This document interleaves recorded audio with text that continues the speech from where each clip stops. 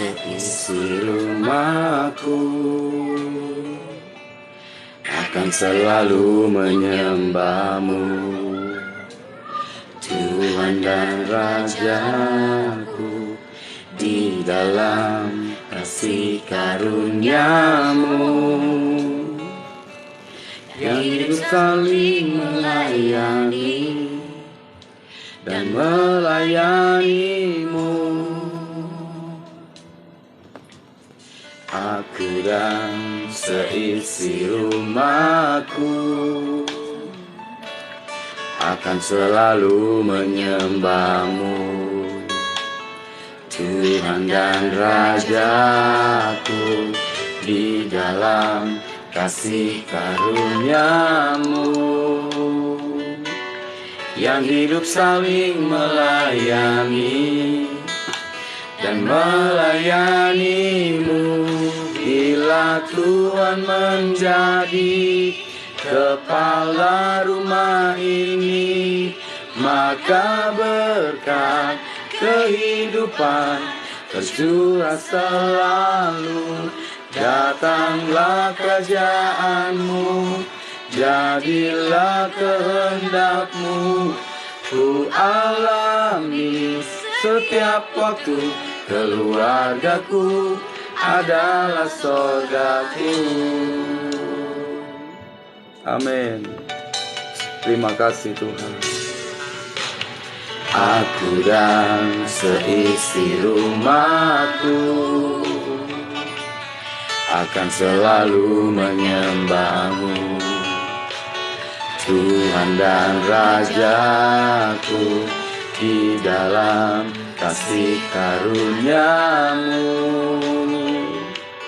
yang hidup saling melayani dan melayani-Mu.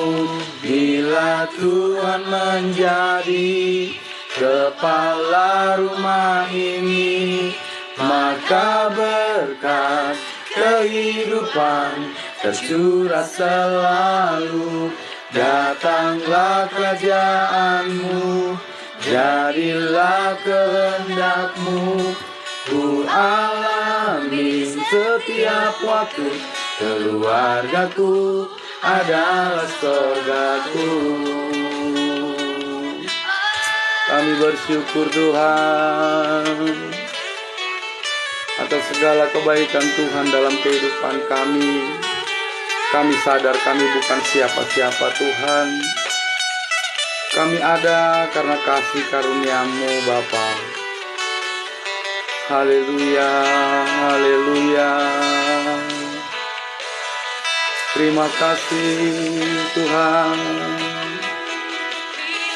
Tuhan menjadi kepala rumah ini, maka berkat kehidupan tercurah selalu.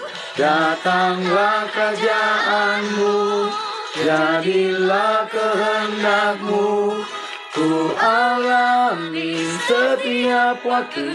Keluargaku adalah surgaku. Terima kasih kami menyembah-Mu Tuhan. Setiap waktu kami menyembah-Mu Tuhan adalah surgaku. Terima kasih Tuhan. Di setiap waktu keluargaku adalah surgaku. Terima kasih Tuhan Yesus. Terima kasih Tuhan Yesus. Kami mau menyembah-Mu Tuhan. Kami mau menaikkan pujian penyembahan kami di hadirat-Mu Bapa. Urapi kami semua Tuhan pada malam hari ini yang menyaksikan, yang mau belajar kebenaran firman Tuhan. Kami ingin menyembah-Mu Tuhan. Haleluya Yesus. Bagaikan tanah kering, yes, amin, yang merindukan air. Pulihkanlah jiwaku, haus akan Engkau. Benar Tuhan, ku rindu selalu, amin, hadir-Mu di hidupku. Pulihkan kami Tuhan, memulihkan jiwaku, hapuskan air mataku. Mengalirlah Tuhan, mengalirlah kuasa Roh Kudus, mengalirlah di tempat ini, mengalirlah oh Roh Kudus, mengalir Roh Kudus di hidup kami. Terima kasih Tuhan, di hidup kami semua pada malam hari ini. Mengalirlah Tuhan, Roh Kudus mengalir kepada kami pada malam hari ini Tuhan. Kami butuh Tuhan, kami perlu Tuhan dalam kehidupan kami. Oh haleluya, haleluya. Biarlah Roh Tuhan mengalir, mengalir, mengalir bagi setiap umat-umat Tuhan pada malam hari ini. Terima kasih Tuhan, urapi, urapi Tuhan, urapi. Ku rindu selalu, amin, hadir-Mu di hidupku. Benar Tuhan, kami rindu memulihkan jiwaku, memulihkan jiwa kami, hapuskan air mataku. Mengalir, mengalir, mengalirlah Tuhan bagi umat-Mu. Mengalirlah kuasa Roh Kudus, mengalirlah di tempat ini, mengalirlah oh Roh Kudus di hidupku. Mengalir, mengalirlah Tuhan, mengalirlah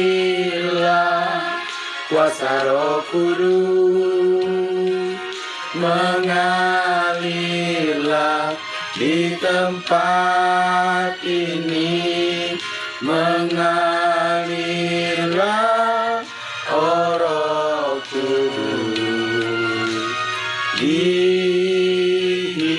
hidupku. Mengalirlah Tuhan, mengalirlah oh Roh Kudus di hidupku, di hidupku. Terima kasih Tuhan Yesus. Terima kasih Tuhan Yesus. Terima kasih Tuhan Yesus. Ampuni kami Tuhan. Perbaiki hati kami, jiwa kami yang bengkok-bengkok Tuhan. Hanya aliran Roh Kudus-Mu boleh membawa kami ke jalan kami yang benar Tuhan. Kami butuh Tuhan setiap hari. Kami perlu Tuhan setiap hari. Urapi Tuhan umat-umat-Mu yang menyaksikan di mimbar layar HP dan yang ada di sini Tuhan onsite. Biarlah urapan Tuhan turun atas kami semua. Hamba juga berdoa Tuhan untuk semua umat-umat Tuhan yang mau duduk diam mempersiapkan telinga, hati dan pikiran Bapa, sehingga firman Tuhan yang disampaikan boleh tertanam dalam hati kami yang subur. Kami percaya Tuhan, tidak ada kuasa satupun yang dapat mengganggu dalam ibadah kami, komsel kami Tuhan. Hamba berdoa Tuhan, urapi hamba-Mu yang tidak ada apa-apanya ini. Biarlah berbicaralah Tuhan melalui firman-Mu, dan kami mau duduk diam mendengarkan firman Tuhan. Di dalam nama Yesus, kami mengucap syukur dan berdoa. Sama-sama katakan amin, amin, amin. Shalom saudaraku yang dikasihi dalam Tuhan kita Yesus Kristus. Salam damai sejahtera bagi kita semua. Kita bertemu kembali, kita mau belajar firman kebenaran Tuhan, dan kita mau sharingkan firman Tuhan di acara Komsel SOG Family Bali secara live di TikTok. Dan tidak lupa juga, saya juga mengucapkan selamat datang dan selamat bergabung ya, umat-umat kesayangan Tuhan yang menyaksikan di mimbar layar HP saudara. Biarlah Tuhan berkata dan Tuhan berfirman pada hari ini bisa memberikan kita kekuatan rema dalam kehidupan kita. Terpuji namanya Tuhan.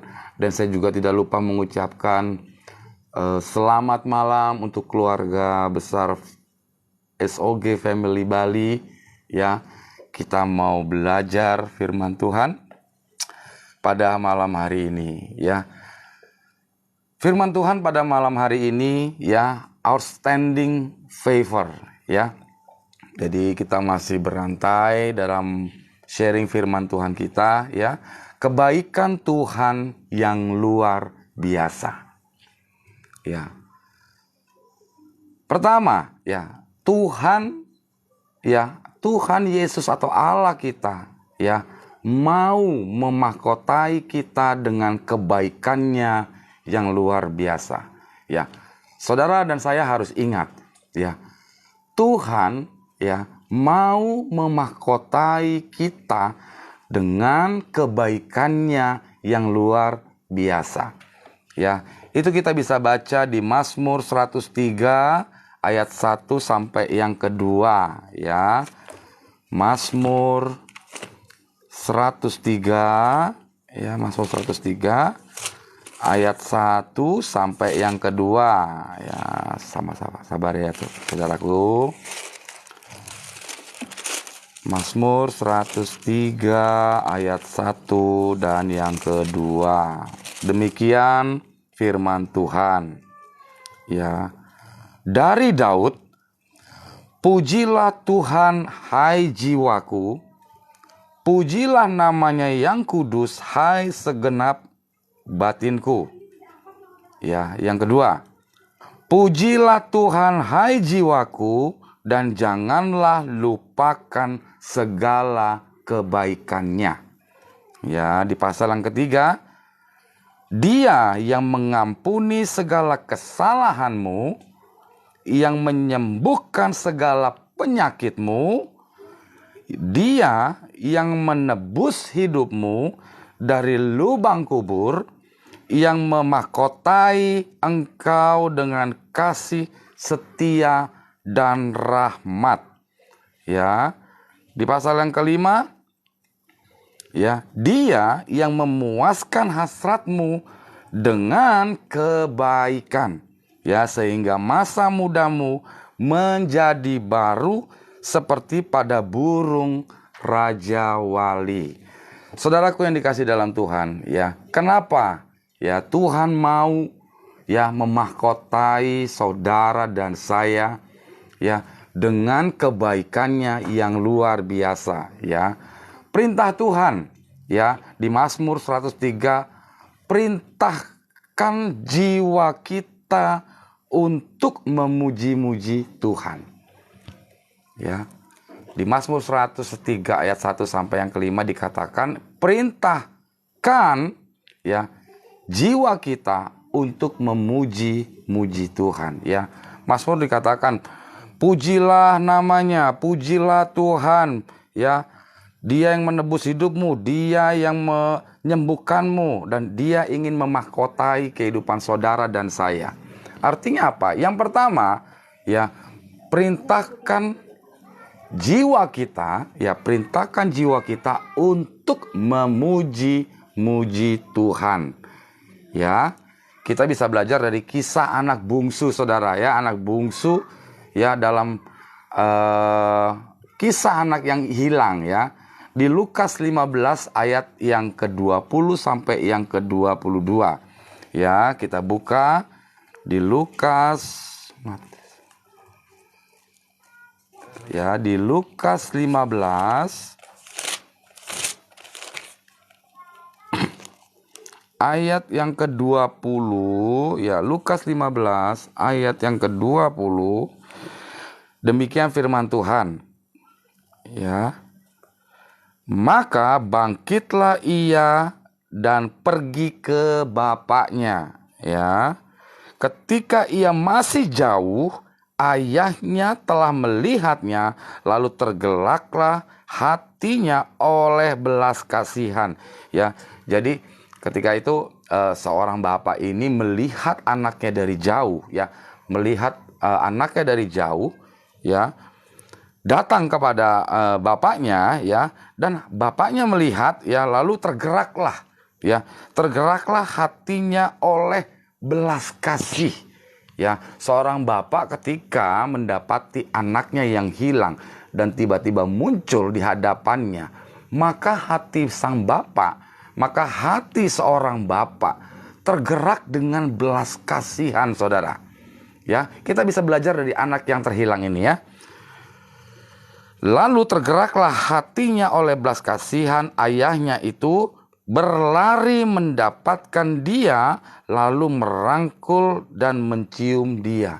Ya, jadi hati seorang bapak, ya, saudara dan saya, ketika saudara dan saya memiliki anak, ya, memiliki anak yang mungkin sudah lama nggak pernah ketemu, ya, entah dia merantau, entah dia pergi kemana, tiba-tiba, ya, anak saudara dan saya tuh muncul di hadapan, terlihat dari masih jauh, ya, maka hati seorang bapak ini bergerak lari, ya, hatinya tergugah, ya, merasa kasihan, ya, mempunyai belas kasih, ya, mungkin karena rindunya, mungkin karena kangennya, ya, tetapi hati seorang bapak ketika dia melihat anaknya muncul di hadapannya, walaupun masih jauh, sang bapak pasti akan berlari menghampiri. Kenapa? Karena hati sang bapak tergerak oleh belas kasihnya, ya. Lalu merangkul dia, ya. Yang ke-22, kata anak itu kepadanya, "Bapa, aku telah berdosa terhadap surga dan terhadap Bapa." Ya. Lalu anak ini mengatakan kepada bapaknya, ya, mengatakan, "Bapa, aku ini telah berdosa, Bapa." Ya, aku telah berdosa, ya, dan telah berdosa juga terhadap Bapa. Ya, aku telah berdosa terhadap surga dan aku juga telah berdosa kepada Bapa. Ini satu pernyataan di dalam hati seorang anak. Ketika seorang anak, ya, didapati oleh bapaknya dan anak ini mengatakan, "Bapa, ya, aku telah berdosa kepada surga dan aku juga telah berdosa kepada Bapa." Ini satu pernyataan atau statement, ya. Kita sebagai anak-anaknya, kita harus berani jujur, saudara.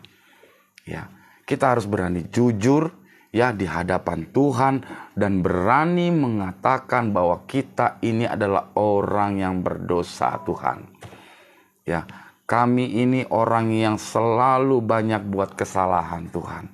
Kami ini selalu keras kepala, Tuhan.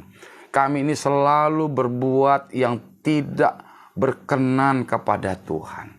Ya, bayangkan, saudara, kalau saudara menjadi seorang tua, ya, saudara orang tua, ketika anak saudara mengatakan di dalam hati mereka, ya, tanpa ditanya, tetapi mengeluarkan perkataan, "Bapa, ya, aku telah berdosa terhadap surga dan aku telah berdosa kepada Bapa." Bayangkan bagaimana hati seorang bapak.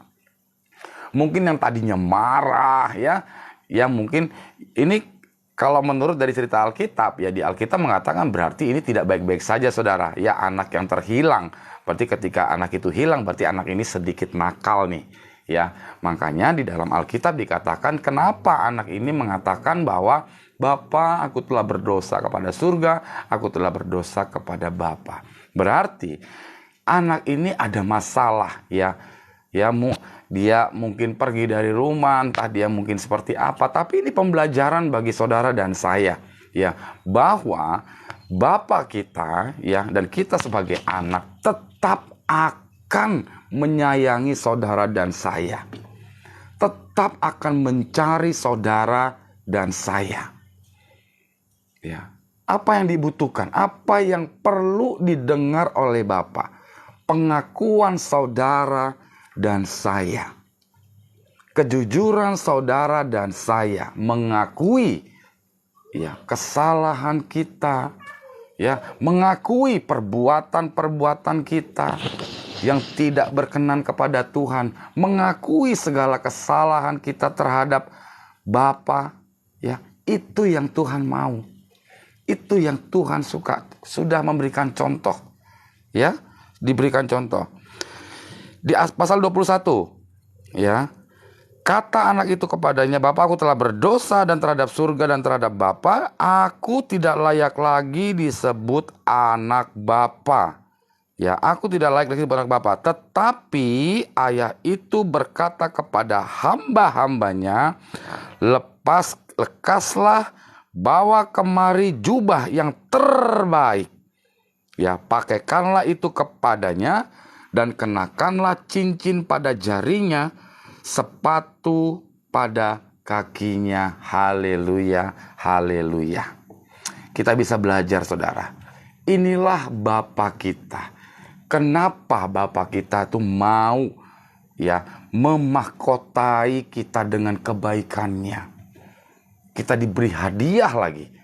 Ya, ketika anak-anak yang terhilang, ya mungkin saudara dan saya pada malam hari ini merasa terhilang, merasa tidak layak, ya merasa Tuhan kok tidak pernah tolong, merasa Tuhan tidak peduli. Malam ini saya katakan, stop mengatakan bahwa Tuhan Yesus tidak peduli dengan saudara. Dia peduli, saudara. Ya, kita bisa belajar dari anak yang hilang. Ya, seberat apapun kesalahanmu, seberat apapun dosamu, seberat apapun perbuatanmu, Bapa tetap mengasihi saudara dan saya. Bapa tetap memiliki rasa belas kasih. Ya, itulah Bapa kita. Mungkin kalau kita bawa dalam kehidupan sehari-hari, ya, kita terhadap anak-anak kita mungkin belum tentu, saudara. Ya, mungkin kita belum tentu memiliki hati seperti Yesus, ya, hati seperti Bapa di surga. Ya, mungkin kalau anak kita udah nakal, ya, kita emosi, ya mungkin udah kita gebuk aja. Ya, kita langsung pukul, kita nggak terima, ya. Tetapi saudara, Bapa di surga, ya, Tuhan Yesus, Tuhan saudara dan saya, seberat apapun kesalahan saudara, seberat apapun ya kesalahan-kesalahan saudara, Bapa tetap sayang sama saudara. Bapa tetap cinta dengan saudara. Bapa tetap peduli dengan saudara. Jadi kalau malam hari ini saudara merasa sendiri, saudara merasa Tuhan kok nggak tolong saudara, merasa Tuhan kok begitu sama saya, ya, menyala-nyalakan Tuhan dan merasa Tuhan kok nggak tolong saudara dan saya, merasa Tuhan udah nggak peduli sama saudara. Mulai hari ini firman Tuhan katakan, Bapa memeluk anaknya. Lalu di pasal berikutnya memerintahkan hamba-hambanya untuk segera pakaikan jubah yang bagus, pakaikan sepatu yang bagus, ya, dilayani saudara. Itulah Bapa kita. Kenapa Tuhan mau memahkotai kita dengan favor kebaikannya? itu kita belajar dari anak yang hilang. Haleluya, haleluya. Jadi tidak boleh lagi saudara mengatakan Tuhan gak peduli dengan saya. Tuhan gak sayang sama saya. Masalah kok terus saja dikasih sama saya. Ya, mana Tuhan kok gak tolong dan bela saya. Jangan saudara. Alkitab mengatakan Bapa akan memeluk saudara dan saya. Malah Bapa memberikan kita baju yang bagus, jubah yang bagus, sepatu yang bagus, dan kita tetap disayang oleh Bapa. Haleluya, haleluya, haleluya. Terpuji namanya Tuhan. Ya. Yang berikutnya, ya, di berikutnya, ya. Tadi kita bisa belajar dari anak yang terhilang, ya, anak yang terhilang bahwa Bapa tetap akan sayang sama saudara, ya. Di Lukas 15 ayat 20 sampai yang ke-22. Ya, yang berikutnya sama seperti anak bungsu yang terhilang itu, ya. Ketika kita datang kepada Tuhan, ya. Ini tadi saya sudah sampaikan, ketika saudara dan saya datang kepada Tuhan, maka Tuhan memahkotai kita kembali dengan favor kebaikannya yang ajaib. Ya, tadi di firman Tuhan dikatakan kita memakai jubah yang bagus, kita memakai sepatu yang bagus. Ya, jadi nggak ada Tuhan buang kita, Tuhan biarkan kita, Tuhan cuekin kita, nggak ada. Ya, waktu Tuhan menolong saudara dan saya adalah waktu yang terbaik bagi kehendak Tuhan, bukan kehendakmu. Jadi jangan sekali-sekali memaksakan kehendak saudara dan saya untuk cepat-cepat segera ditolong Tuhan. Ya, kan memang seperti itu sekarang manusia akhir zaman, maunya cepat-cepat, ya, maunya cepat selesai. Tidak, saudara. Kita belajar tentang prinsip pemikiran Tuhan. Ya, kalau saudara hari ini belum ditolong Tuhan, belum dijamah Tuhan, belum memberikan berkatnya sama saudara, belum memberikan mujizat sama saudara, bukan berarti Tuhan tidak ada, bukan berarti Tuhan jahat sama saudara, bukan berarti Tuhan gak peduli sama saudara. Tuhan sayang, Dia adalah Bapa kita, Bapa di dalam kerajaan surga. Makanya di dalam doa kita selalu mengatakan di awal, katakanlah Bapakku yang ada di dalam surga. Kita ini anak loh. Ya, manusia aja sejahat-jahatnya anak. Ya, sejahat-jahatnya anak. Bapa tidak akan membunuh anaknya. Sejahat-jahatnya anak. Bapa tidak akan membiarkan anaknya sampai tergeletak. Apalagi Tuhan kita. Tuhan Yesus Kristus. Ya. Ketika kita datang kepada Tuhan, maka Tuhan memahkotai kita kembali dengan favor kebaikannya yang ajaib. Ya, yang berikutnya, ada atau tidaknya mahkota favor, ya ada atau tidaknya ya kebaikan untuk saudara dan saya ulangi nih ya, ada atau tidaknya kebaikan Tuhan atas hidup saudara dan saya, ya, akan membawa perbedaan yang sangat besar, ya. Akan membawa perbedaan yang sangat besar, saudara. Ya, ada atau tidaknya, ya, kebaikan atas hidup kita akan membawa perbedaan yang sangat besar. Ya. Yang kedua, ya tadi yang pertama, ya dikatakan perintahkan jiwa kita. Ya. Perintahkan jiwa kita untuk memuji Tuhan.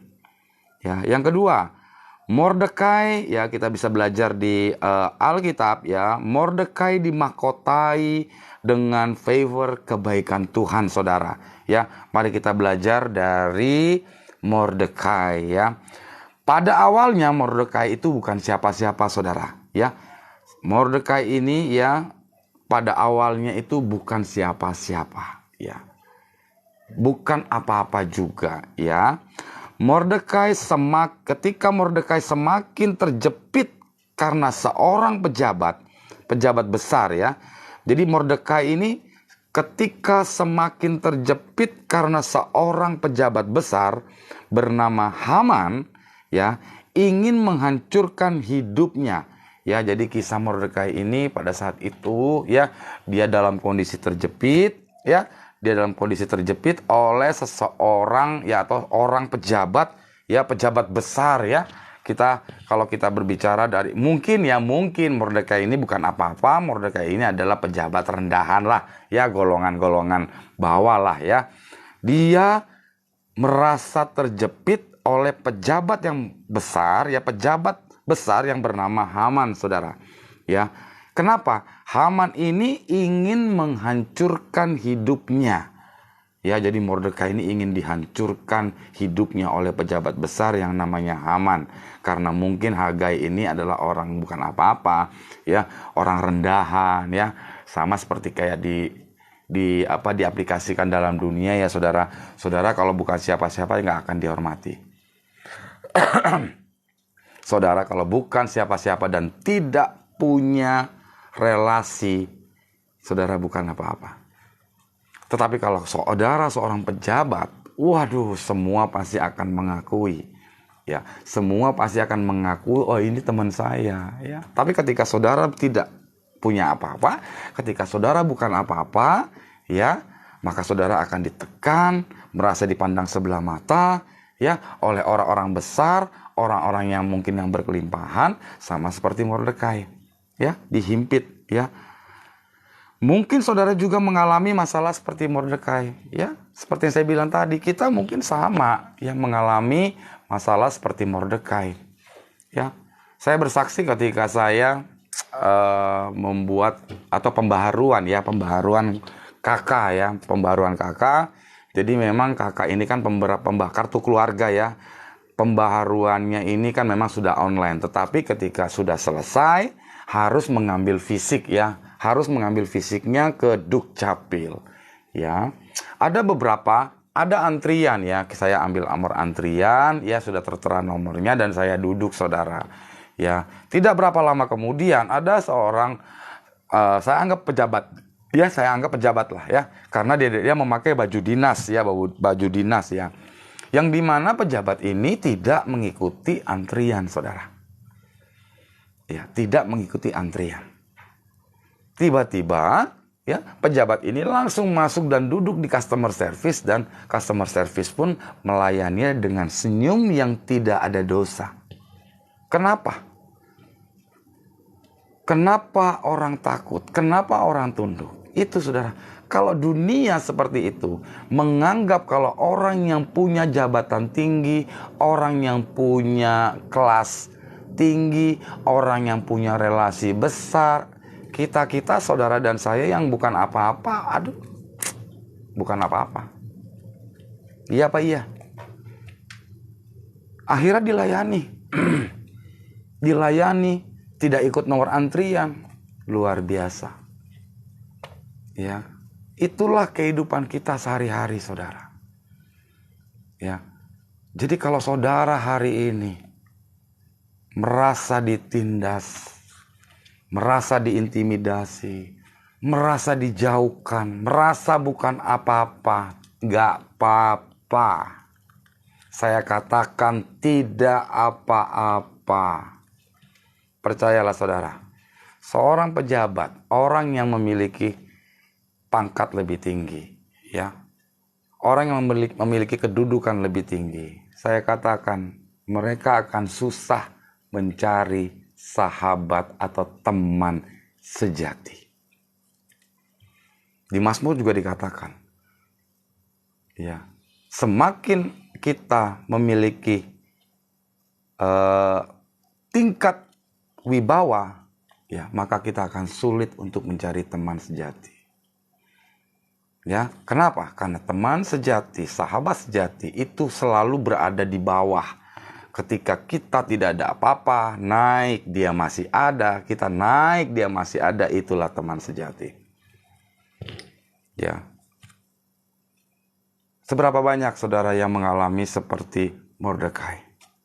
Ya, inilah kehidupan realita. Tetapi saya katakan saudara, ketika saudara terancam, merasa tidak dihargai, dianggap sebelah mata dan bukan apa-apa. Ya, kata pejabat ini adalah lingkungan kita, orang-orang yang memiliki pandangan-pandangan yang selalu buruk terhadap saudara. Gak apa-apa. Gak apa-apa. Saudara gak usah kecewa, saudara gak usah marah. Mordekai di dalam Alkitab juga dikatakan, dia semakin terjepit, ditindas ya oleh seorang pejabat besar yang bernama Haman. Ya, itu pun terjadi dalam kehidupan saudara dan saya. Ya, saya pun begitu. Ya, saya pun begitu. Saya bersaksi juga dulu sebelum saya bertobat. Ya, saya bersaksi.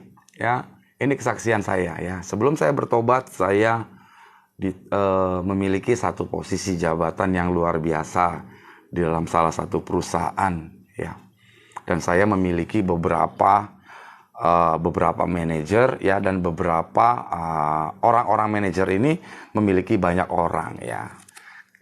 Ini saya akui ya, ini saya akui dan ini kesaksian saya. Memang saudara, ketika kita menjadi seorang pejabat ya, memiliki tingkat yang lebih tinggi, aduh, ya ampun, lupa segalanya, menindas orang ya, meremehkan orang ya, membodoh-bodohi orang. Itu saya lakukan saudara. Ini kesaksian saya sebelum saya bertobat. Ya, sehingga suatu ketika ketika ada masalah datang, ya, ketika ada masalah datang dalam satu perusahaan, ya, saya mulai terjepit oleh pimpinan saya atau atasan saya.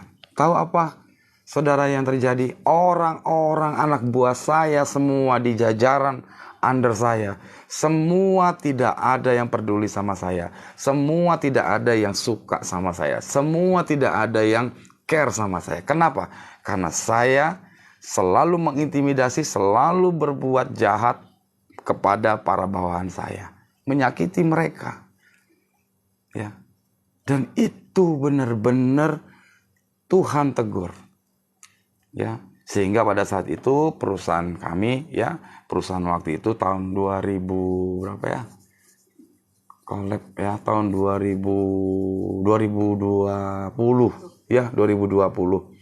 Akhirnya perusahaan terkena pandemi ya, perusahaan mengurangi beberapa karyawan ya, sehingga saya salah satunya juga orang yang kena dampak. Waduh. Dan tahu saudara, tidak ada satupun orang yang menolong saya. Itulah pejabat. Ya. Di situ saya belajar, saya minta ampun sama Tuhan. Dan belajar bertobat. Haleluya. Dan saudara juga pada malam hari ini, ketika saudara terhimpit, disakiti, terintimidasi, saya katakan sama saudara, jangan takut, jangan kecewa. Anda di Alkitab dikatakan Mordekai juga mengalami hal seperti itu. Ya. Yang berikutnya. Haman ingin menghancurkan hidupnya. Mungkin saudara juga mengalami masalah seperti Mordekai. Tadi saya sudah sebutkan ya. Yang B ya, 2B ya. Favor Tuhan atau kebaikan Tuhan datang tepat waktu dalam hidup Mordekai. Akhirnya ketika Mordekai terhimpit, terdesak ya oleh pejabat besar ya yang bernama Haman ini, akhirnya kebaikan Tuhan datang tepat waktu. Jadi kalau saudara hari ini merasa seperti Mordekai ya, saya katakan kebaikan Tuhan akan datang kepada saudara dan saya tepat waktu. Amin, saudara. Ya. Sehebat-hebatnya musuh merencanakan kejatuhan kita, lebih hebat lagi Tuhan kita yang merencanakan promosi dalam hidup kita. Ya. Lebih hebat lagi Ya, Tuhan kita yang merencanakan promosi dalam hidup kita. Apapun itu saudara. Baik itu usaha, baik itu pekerjaan, ya. Kita karena masih ecek-ecek, kita masih bawahan, ya aduh kita ditindas, ya kita dibodoh-bodohi, ya kita aduh semua ya namanya bawahan sama atasan. Tapi nggak apa-apa saudara. Baik dalam usaha juga ya persaingan di kanan dan kiri ya, merasa banting sana banting kiri, banting kanan banting kiri ya, berusaha untuk mengintimidasi segala apapun yang kita lakukan dalam pekerjaan kita, baik usaha bisnis kita. Saya katakan hari ini Tuhan, kebaikan Tuhan akan datang tepat pada waktunya. Ya, ini pun yang terjadi di dalam hidup Mordekai ya. Sehebat-hebatnya musuh merencanakan kejatuhan kita, kita lebih hebat lagi ketika Tuhan yang merencanakan promosi dalam kehidupan kita, ya. Yang di 2C, ya, favor kebaikan Tuhan, ya, favor kebaikan Tuhan membuat Mordekai dimuliakan jauh lebih tinggi. Haleluya, haleluya. Sudah ditekan, terintimidasi, orang gak peduli, ya dianggap remeh, bukan siapa-siapa. Ya akhirnya kebaikan Tuhan datang tepat waktunya dan Tuhan bawa terbang tinggi. Kita baca di Ester 8, ya Ester 8 ayat 1 sampai yang kedua, ya. Ester 8, ya Ester 8 ayat 1 sampai yang kedua. Demikian firman Tuhan.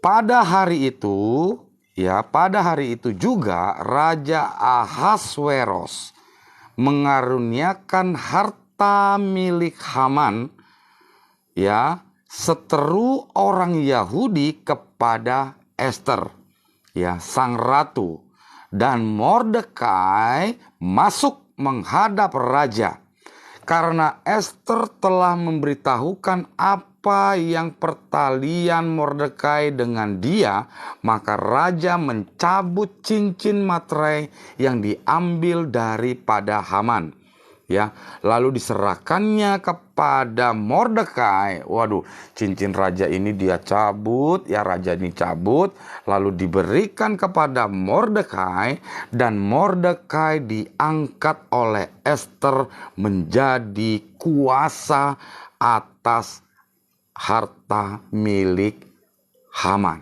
Haleluya. Ya, di Ester 8 ayat 1 sampai yang kedua, ya. Tadi saya sudah katakan, Mordekai pada awalnya bukan siapa-siapa. Ia merasa terjepit, ia merasa tertindas oleh pejabat tinggi yang bernama Haman.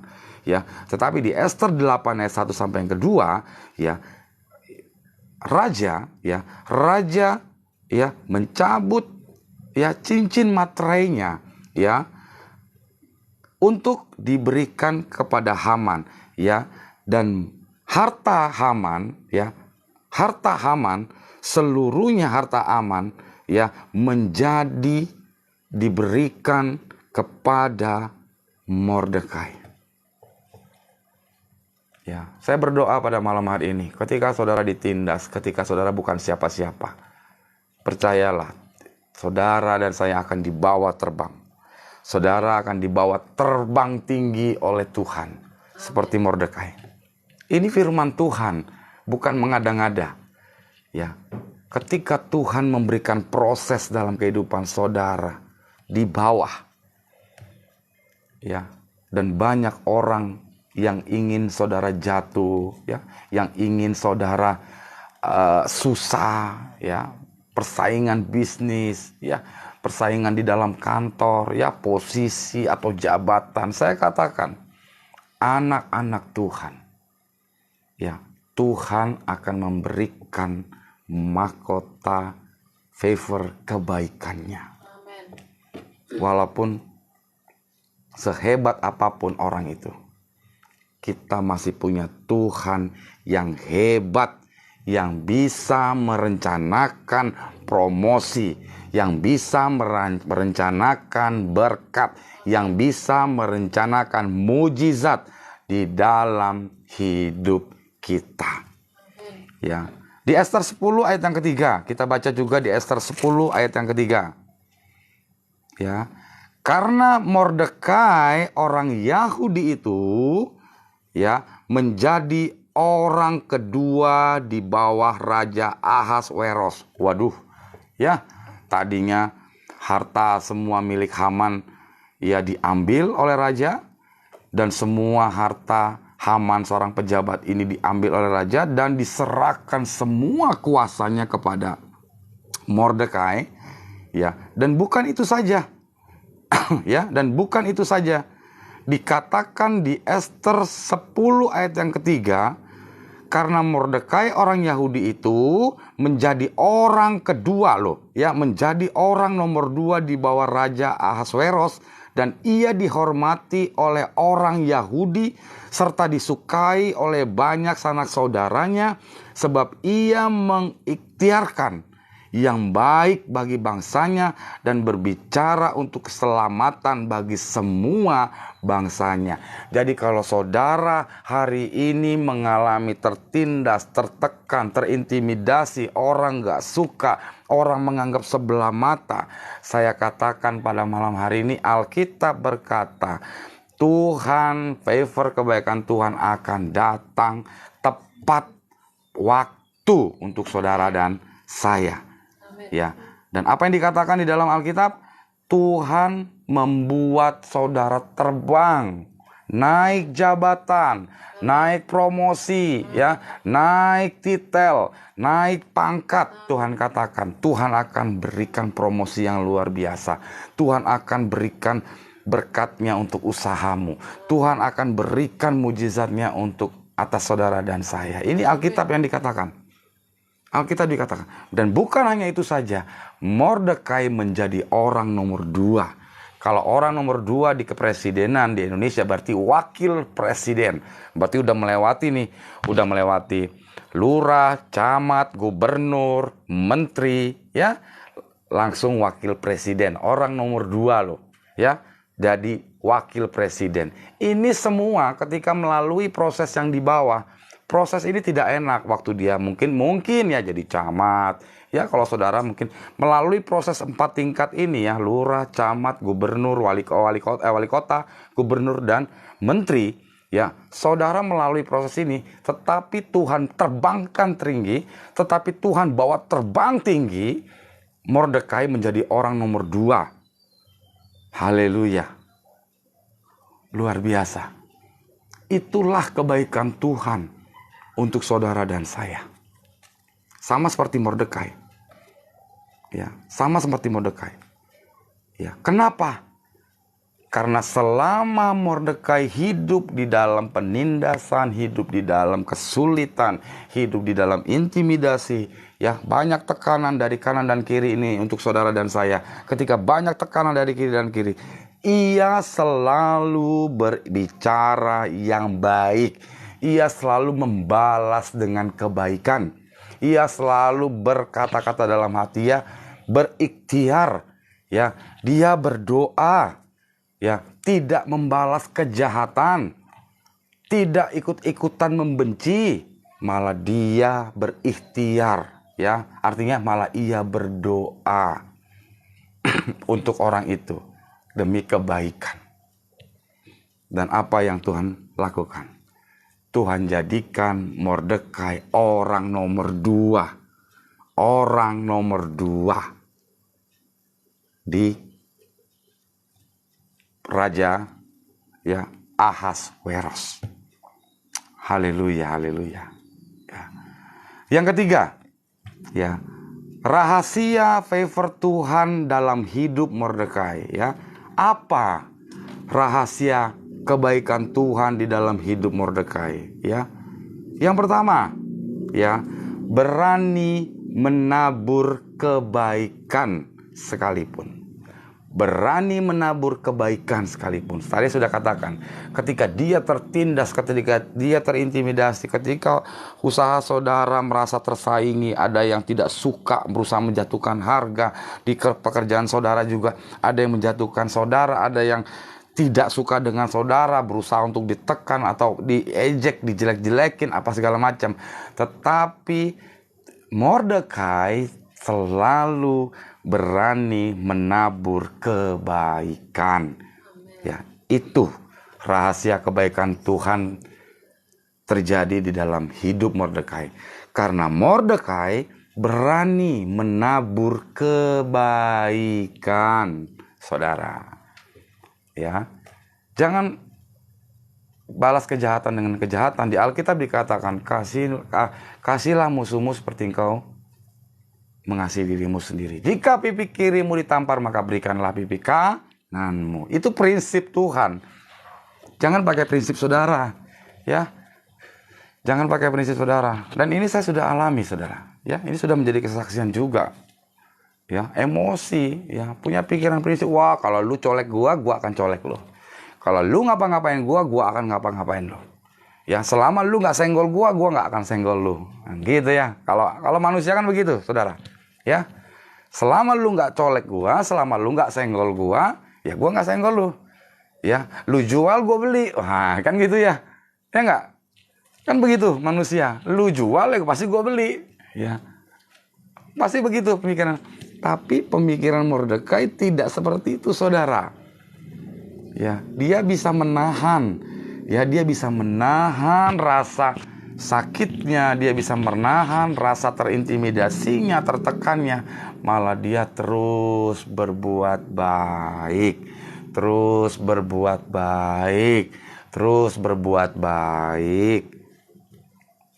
Saudaraku yang dikasih dalam Tuhan, kalau saudara mengalami hal seperti itu, teruslah berbuat baik. Jangan dibalas. Doakan, ikhtiarkan. Maka pertolongan Tuhan, kebaikan Tuhan tepat pada waktunya, dan saudara akan dibawa naik tinggi. Di Alkitab dikatakan, saudara bukan jadi ekor tapi jadi kepala. Itu Tuhan. Haleluya. Itulah Tuhan. Ya, saudara bukan ekor tapi kepala. Terpuji namanya Tuhan. Ya, 3A, ya. Mordekai berani menabur kebaikan sekalipun ada resikonya. Ya, harus bayar harga dan tidak dihargai. Ya, harus berani bayar harga, saudara. Saudara harus berani tekan perasaan, gengsinya ditekan, ya. Nggak apa-apa, ya. Dihina nggak apa-apa, ya. Dicaci maki, dianggap remeh, dipandang sebelah mata oleh orang-orang sekitar kita, nggak apa-apa. Mau diledekin, dihina, aduh semua pokoknya nggak apa-apa. Rendahkan dirimu. Ya, harus ada harga yang dibayar. Caranya rendahkan dirimu, nggak apa-apa tidak dihargai juga. Karena yang menghargai kita adalah Bapa. Yang menghargai kehidupan kita adalah Tuhan Yesus. Karena yang akan mengangkat kita adalah Tuhan Yesus, bukan manusia, saudara. Saudara kalau mengandalkan manusia pasti akan kecewa. Saya katakan hari ini, saudara andalkan manusia pasti akan kecewa. Kenapa saya bilang pasti? Manusia terbatas. Ketika dia mau, dia akan lakukan. Ketika dia tidak mau, dia tidak akan lakukan. Mau seomong apapun saudara, kalau dia tidak mau bantu saudara, nggak akan bantu.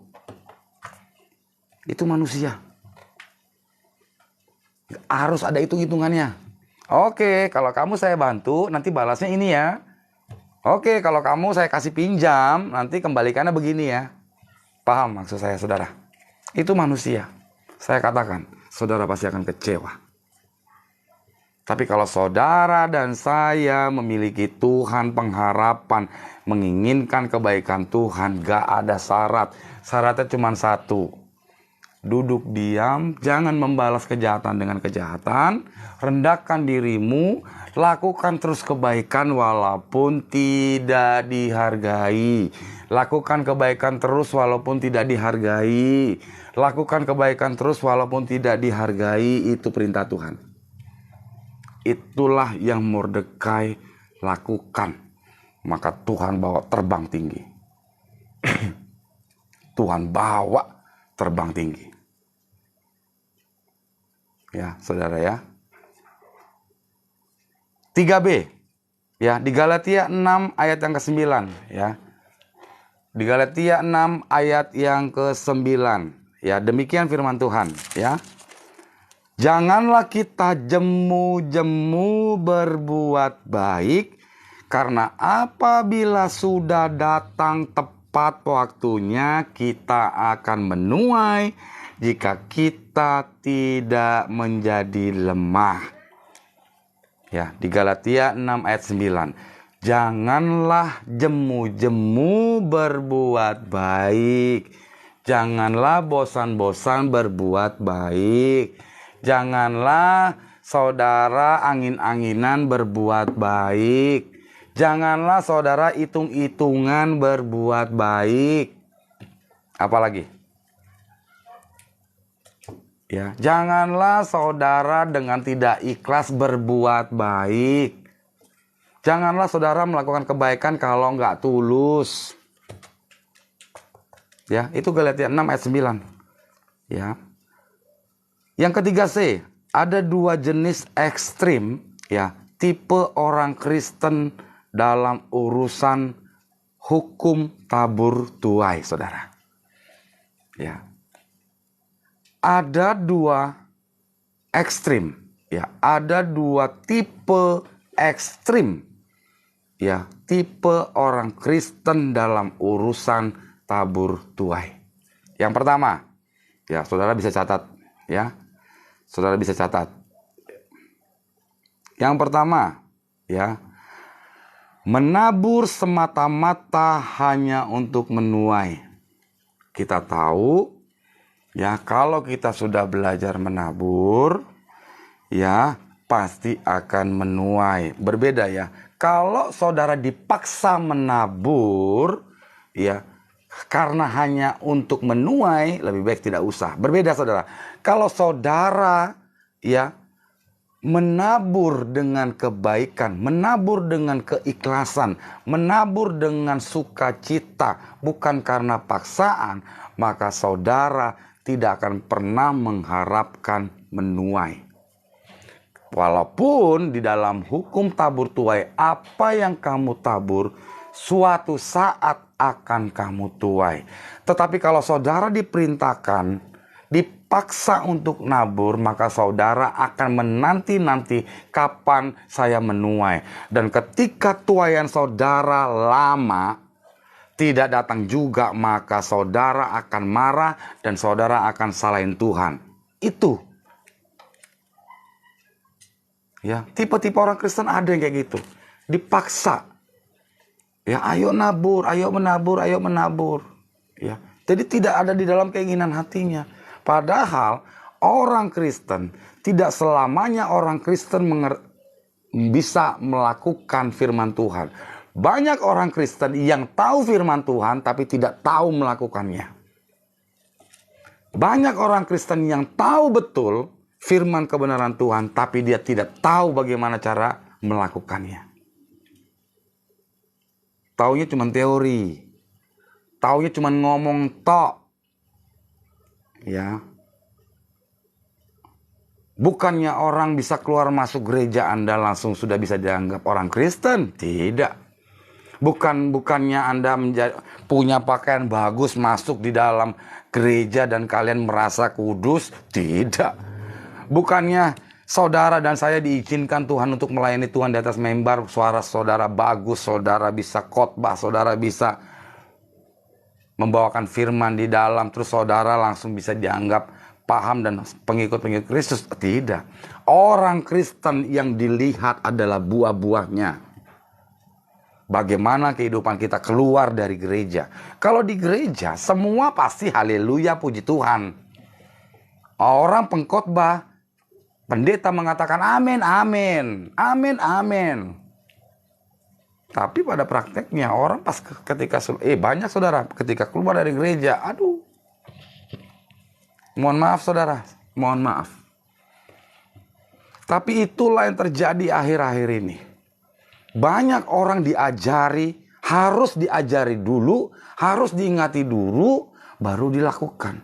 Seharusnya sebagai seorang Kristen yang mengerti betul tentang kebenaran firman Tuhan, pengajaran firman Tuhan, ya, perintah-perintah Tuhan tidak perlu lagi diajari, tidak perlu lagi dikasih tahu.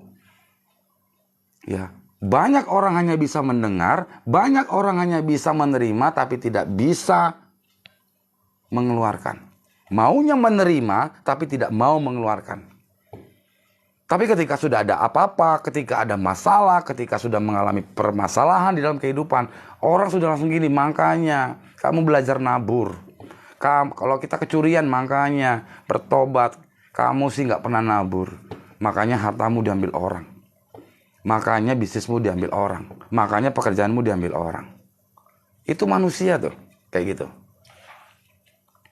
Dan rata-rata orang Kristen, ini ekstrim ya, orang Kristen ya tidak mau melakukan firman Tuhan, padahal sudah Kristen, padahal sudah tahu kebenaran Tuhan, padahal seorang pelayan Tuhan. Ya, tidak sedikit juga kami hamba Tuhan juga jatuh. Tidak ada yang luput. Ya. Menabur semata-mata hanya untuk menuai. Ya. Kalau menabur berarti saya mengharapkan ada tuaian. Kalau tuaiannya nggak menuai lama, nanti dia kesel sendiri, dia marah-marah sendiri, jadi emosi, mulai nggak percaya Tuhan dan mulai nyala-nyalain Tuhan. Karena apa? Menaburnya karena semata-mata pemikirannya hanya untuk menuai. Walaupun kadang menabur itu akan menuai, memang. Tetapi prinsip pola pikirnya adalah saya menabur, saya harus dapat. Ya, kalau saya ngeluarkan segini, gue harus cuan segini nih. Nah, gitu lah ya. Kalau saya kasih segini, gue pasti harus dapat segini. Ya. Kalau, sorry, saya berbicara. Kalau lu pinjam uang sama gue, ya, 1.000 rupiah, lu harus balik ke gue 2.000. Kalau lu nggak balikin 2.000, nanti gue marah lo. Itu semata-mata hanya untuk menuai. Kita baca saudara, ya. Kita baca di Korintus, ya. Di Korintus 2, ya, di Korintus 2 ayat yang ke-9. Ya, 2 Korintus 9, 2 Korintus 9 ayat 6 sampai yang ke-7, ya. Demikian firman Tuhan. Camkanlah ini, ya. Perintahnya begini. Camkanlah ini, berarti ini tanda warning nih, ya. Kalau ada kata-kata camkanlah ini, berarti ini penting sekali saudara, urgent. Ya, kalau sudah berbicara camkanlah ini, berarti ini udah urgent, penting. Ya. Orang yang menabur sedikit akan menuai sedikit juga. Dan orang yang menabur banyak akan menuai banyak juga.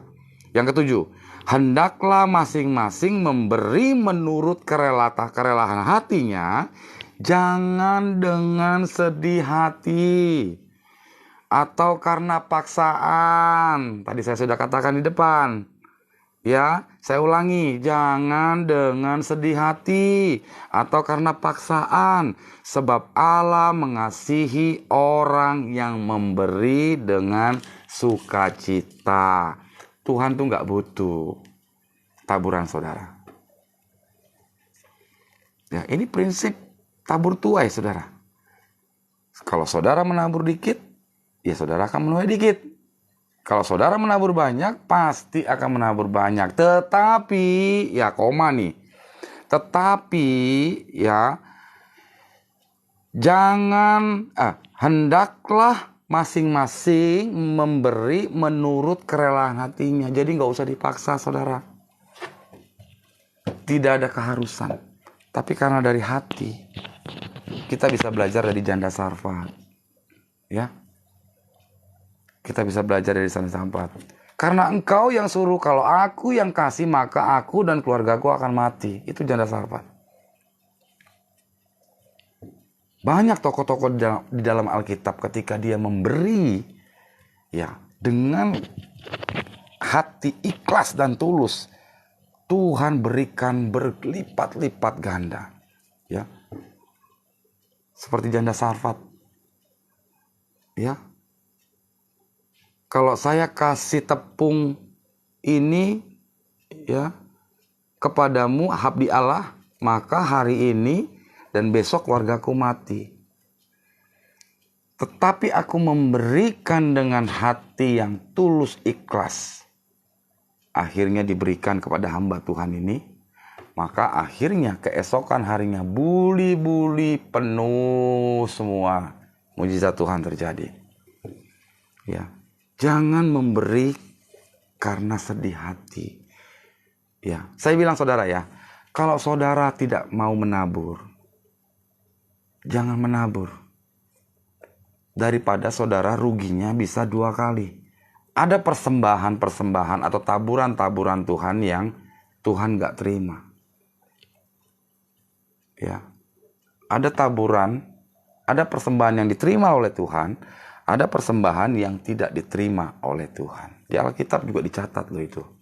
Jadi kalau saudara merasa terpaksa, saudara tidak punya hati sukacita memberi, lebih baik jangan. Karena saudara saya katakan akan ruginya 2 kali. Ruginya akan 2 kali. Lebih baik jangan. Ya, sebab Allah mengasihi orang yang memberi dengan sukacita. Berilah dengan sukacita, hati yang ikhlas.